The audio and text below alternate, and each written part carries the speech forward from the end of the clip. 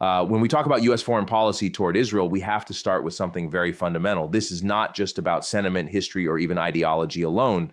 At its core, this is about strategic positioning in one of the most geopolitically sensitive regions in the world.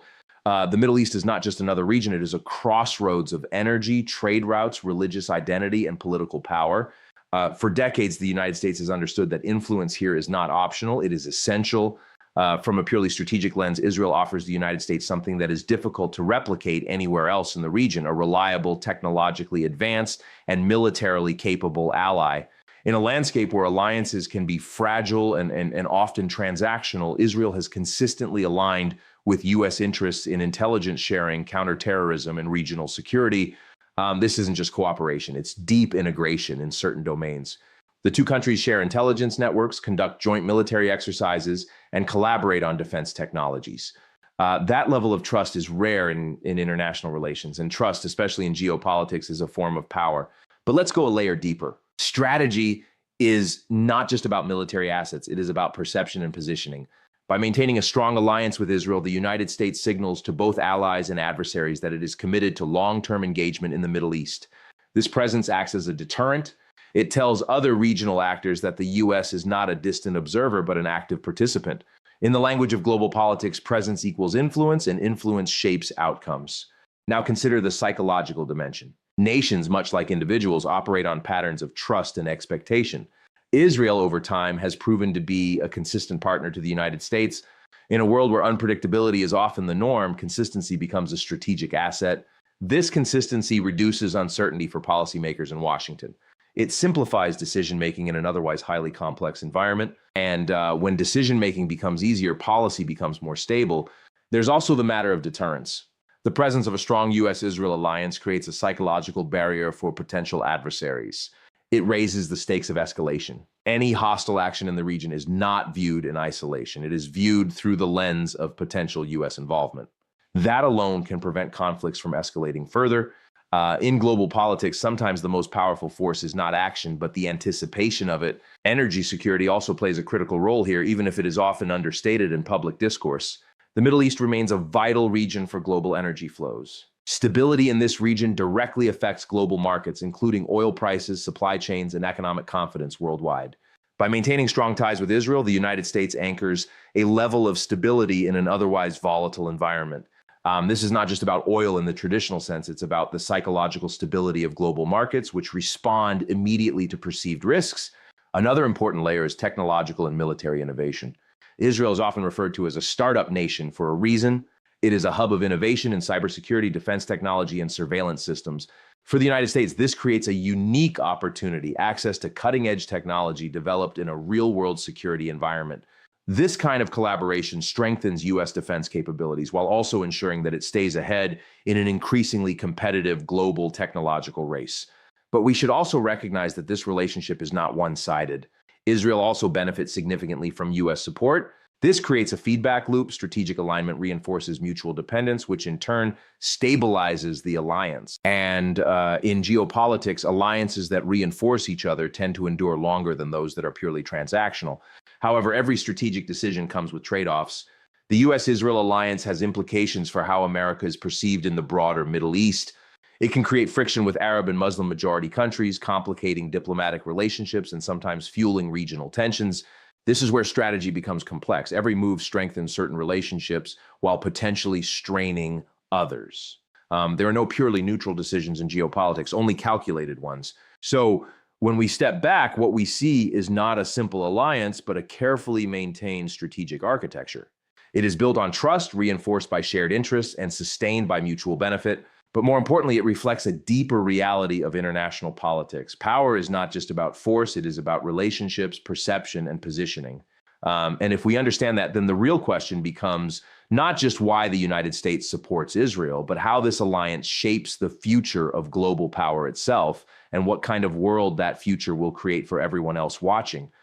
If we move from strategy to something more intangible, we arrive at the question of values. And this is where the U.S.-Israel relationship becomes more complex and in some ways more powerful.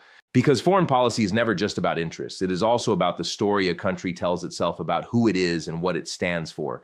The United States has long framed its global role as that of a democracy promoter, a defender of individual rights, and a supporter of political systems that, at least in theory, reflect the will of the people. And Israel, as a democratic state in a region where democratic institutions are less common, fits into that narrative in a very visible way.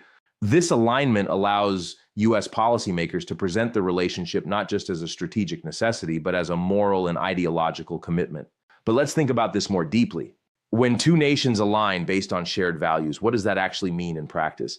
It means that their partnership is not only about what they do together, but about what they believe together. And belief in politics is a powerful force. It shapes identity, justifies action, and influences public support. From the American perspective, supporting Israel reinforces a broader philosophical claim that democratic systems, even when imperfect, are worth defending. It sends a message that the United States sees value in governance systems that are built on elections, legal frameworks, and civic participation.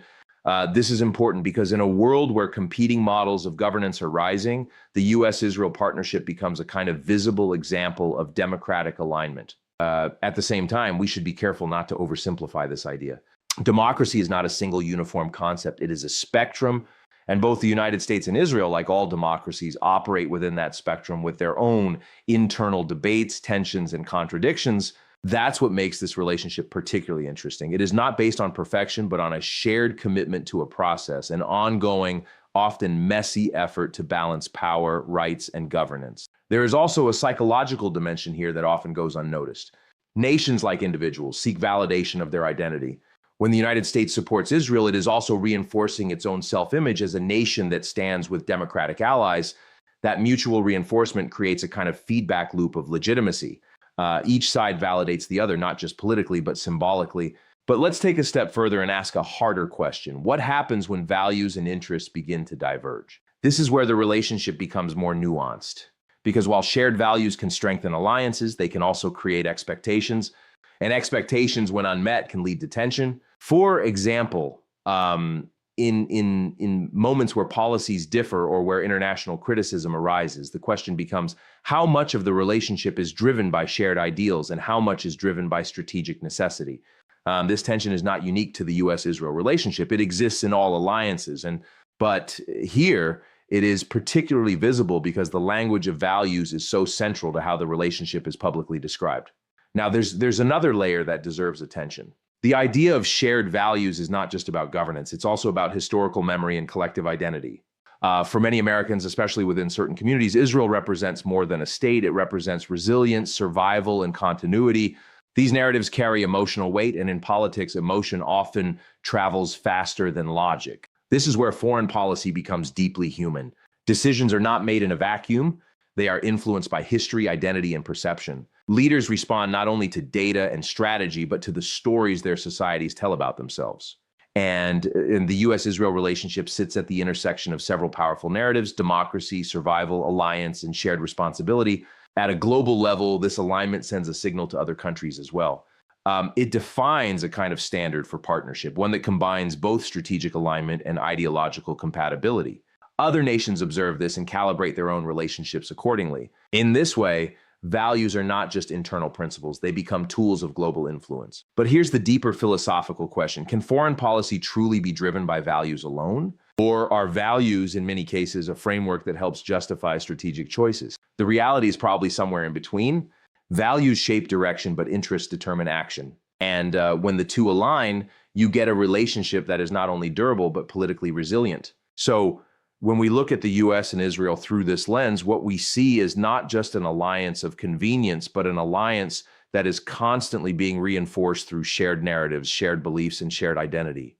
And that makes it far more enduring than if it were based solely on short-term interests.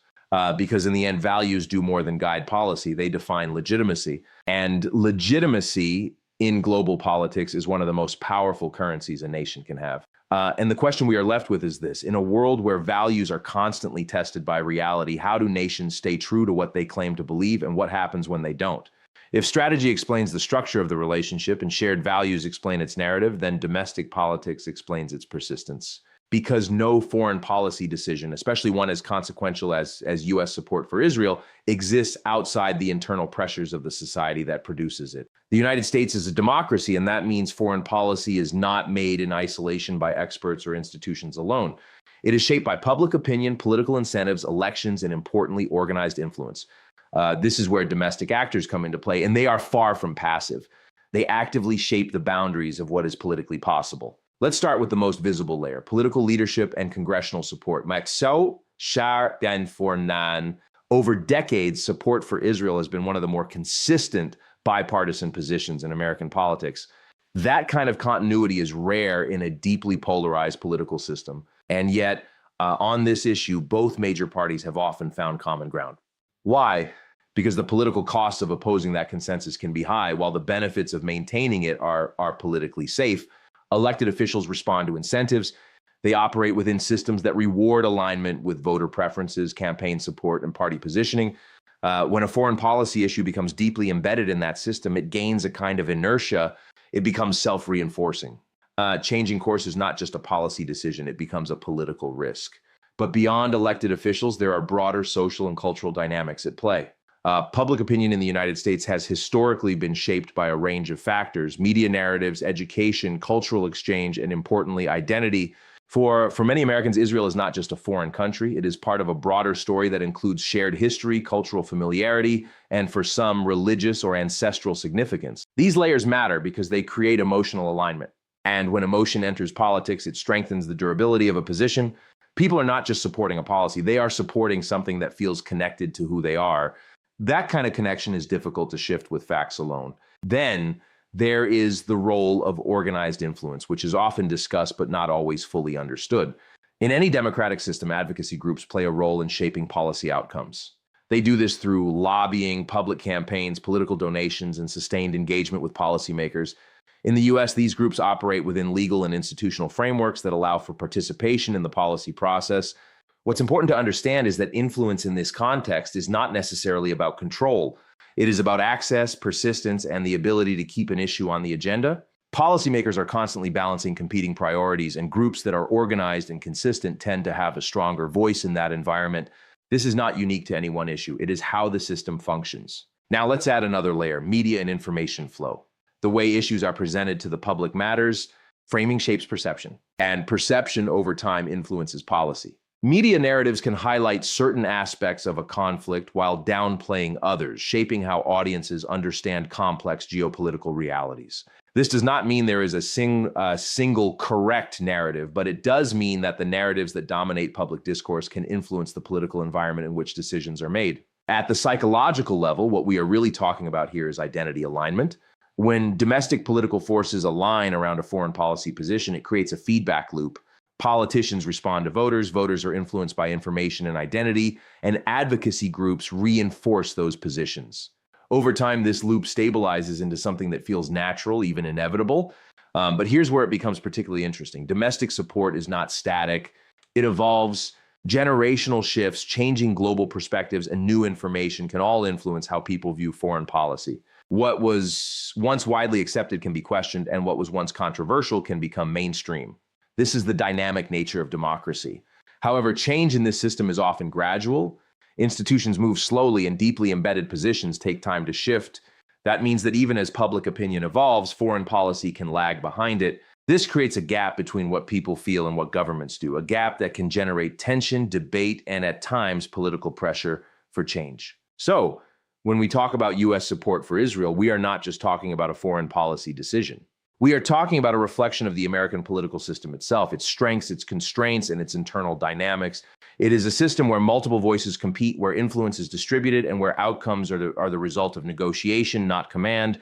And that is both the strength and the challenge of democracy, because while it allows for representation and participation, it also makes consistency more complex.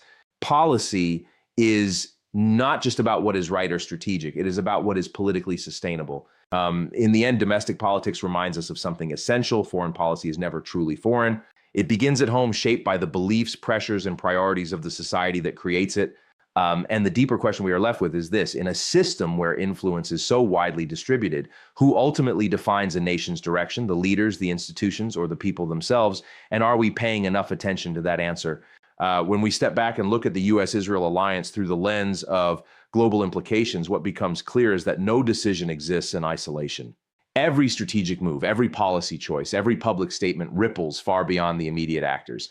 When the United States aligns so strongly with Israel, it is not just shaping its bilateral relationship, it is influencing the entire architecture of power across the Middle East and by extension, the world. Think about it this way. Global politics operates like a complex system where actions in one corner can trigger reactions in another. When the U.S. publicly and consistently supports Israel, it sends signals, not just to Israel, but to every other country in the region. Countries in the Arab world, in Iran, in Turkey, and beyond interpret that support as a statement about where American priorities lie. It shapes alliances, it shifts calculations, and it influences behavior in ways that are often subtle but incredibly consequential. This is where perception and psychology come into play. Nations, like individuals, operate on expectations and assumptions. Like when they see a superpower committing to a regional ally, they adjust their strategies accordingly. Some may deepen their own partnerships to counterbalance that influence. Others may escalate rhetoric or military preparations. Still others may seek new alliances altogether. The U.S.-Israel relationship therefore acts as a kind of gravitational force, pulling other actors into or away from certain alignments. And once a pattern of alignment is established, it can take decades to shift. But the global impact is not only about military or political alignment, it is also about legitimacy and moral authority. The United States has long positioned itself as a global leader, a nation that defines norms and enforces international rules. When the U.S. supports Israel in the face of regional criticism, it is making a statement about whose perspective it values, whose security it prioritizes, and whose behavior it will reinforce. That message resonates globally, influencing how other countries perceive the U.S. role in international diplomacy and security. It can strengthen alliances, but it can also create friction with countries that feel marginalized or threatened. We also need to recognize the economic and technological dimensions of this influence. Israel is not only a military and strategic partner, it is a hub of innovation. Cybersecurity, advanced defense systems, and technological breakthroughs all flow through this relationship, extending American influence in practical, tangible ways. Other countries observe this and understand that U.S. support for Israel is not purely ideological or emotional. It is part of a broader strategy to maintain technological and economic leadership on the global stage. However, with influence comes responsibility and consequences. Aligning so strongly with Israel has complicated the U.S.'s relationships with Arab and Muslim majority countries for decades. It has made certain diplomatic initiatives more difficult, sometimes fueling anti-American sentiment or regional tensions. Every decision in support of Israel, therefore, carries trade-offs. The United States must constantly balance its commitment to one ally against the risk of alienating others. That balancing act is not theoretical. It has real-world consequences, from regional stability to global energy markets to the prospects for conflict resolution. At the same time, this global influence operates in a psychological and philosophical dimension as well. When nations perceive that the U.S. Will act decisively for its allies, it changes their calculations, not just militarily, but politically and socially. It shapes how states negotiate, how they enter treaties, and how they manage internal dissent. The credibility of American commitments becomes a currency in itself, sometimes more powerful than the military assets or economic aid that underpin them. In global affairs, perception often drives reality as much as material capability does. And this is why the U.S.-Israel relationship is so consequential for the broader international system. It is not a static alliance. It is a force that interacts with every other node in a global network. Decisions made in Washington or Jerusalem influence decisions made in Riyadh, Tehran, or Ankara. They influence global institutions, international trade, and the way conflicts are resolved or not resolved. The alignment creates patterns that are difficult to reverse, which is why the stakes are so high. Yet, there is a deeper philosophical question here. How much of global stability depends on the consistent alignment of a single powerful state with a regional ally? Can stability be engineered through relationships and deterrence, or is it inherently fragile, subject to shifts in domestic politics, leadership, and public opinion? The U.S.-Israel alliance offers a case study in both the power and the limits of influence. It shows how alignment can shape global patterns, but it also reminds us that influence is never absolute. It must be constantly maintained, understood, and recalibrated. So, When we consider the global implications, we are forced to think beyond borders, beyond immediate conflicts, beyond short-term strategy. We are forced to consider the ripple effects of every policy, every action, and every public signal. The alliance is not just a bilateral matter. It is a statement to the world about power, priorities, and principles. And the question we are left with is this: in a world so deeply interconnected, how do we measure the consequences of our alliances, not just for today, but for decades to come? Because in global politics, the reverberations of a single partnership can shape the course of history. And understanding that is the first step toward responsible, thoughtful engagement with a world that is watching and reacting to every move we make.